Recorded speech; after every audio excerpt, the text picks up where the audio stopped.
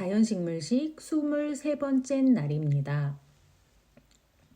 자연식물식은 조미나 변형을 가하지 않고 자연에서 온 식물인 채소, 과일, 통곡물을 먹는 식이요법을 이야기합니다. 자연식물식을 할 때 참고할 만한 책을 몇 가지 소개해 드릴게요. 먼저 존 맥두걸 박사의 자연식물식, 이 책이 있습니다. 이 책은 아주 원론에 가까운 책입니다. 이와 비슷한 책으로 어느 채식 의사의 고백도 훌륭합니다. 또한 우리나라 작가로는 조승우 한약사의 책, 그리고 다이어트에 관한 책으로는 하비 다이아몬드의 다이어트 불변의 법칙을 보아도 자연식물식을 배우는데 유용합니다. 채식과 유사한 체질식을 했던 적이 있습니다. 그때에 많이 좌절했던 기억도 있고요. 체질식에서 제가 속한 체질은 고기와 밀가루, 커피를 금하는 체질이었습니다. 그러니 처음 체질식을 할 때에는 정말 먹을 게 없었고 몸에 이롭다는 음식은 입맛에 하나도 맞지 않아서 고역이었습니다. 그러던 때가 1년 전인데 이제는 그 까다롭다는 금체질의 체질식에서 달걀과 생선까지 빠진 자연식물식을 너무도 쉽게 실천하고 있습니다. 심지어 입맛이 변해서 이제는 자연식물식 음식이 입에 맞습니다. 아이들이 먹던 과자를 한 개 집어먹으면 조미료의 자극적인 맛에 인상이 찌푸려지고 맙니다. 자연식물식을 하면서 쉽고 맛있게 조리할 수 있는 음식을 알아가고 있습니다. 요즘에는 인터넷 검색만 해도 원하는 정보를 상당히 얻을 수 있습니다. 콩나물도 아주 쉽게 무치는 방법이 있습니다. 자연식물식을 하면서 채소나 나물 반찬을 많이 먹게 되고 그러면서 조금 더 손쉽게 요리할 수 있는 방법에 귀를 쫑긋 세우고 있습니다. 이름하여 무수분 콩나물 무침이 있습니다.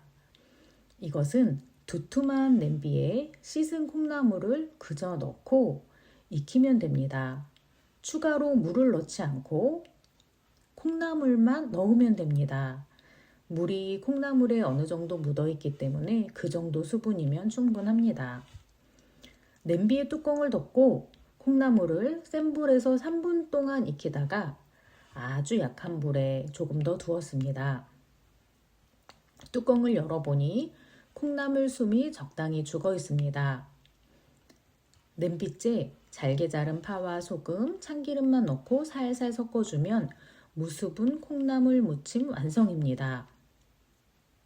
자연식물식을 하면서 쉽게 만들 수 있는 자연식물식 반찬을 하나하나 알아가는 즐거움이 있습니다. 사실 콩나물을 데칠 때면 콩나물 데쳐낸 채소를 버리는 것이 아깝기도 했는데 채소가 흘러나오지 않는 무수분 콩나물 무침은 만들기가 쉬울 뿐만 아니라 맛도 훨씬 구수합니다. 깊고 진한 맛이 납니다.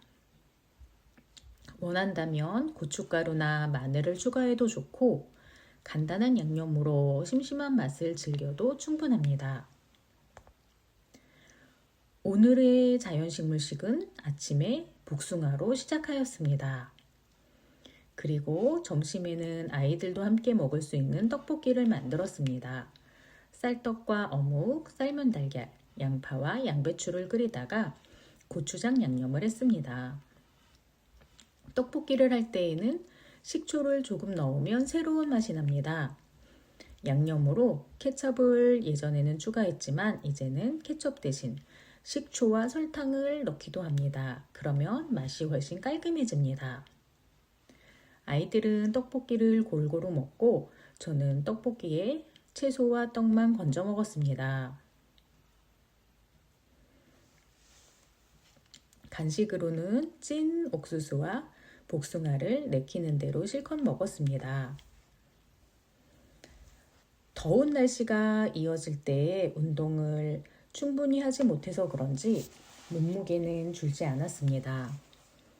어제와 비슷하거나 오히려 미미하게 늘어났습니다.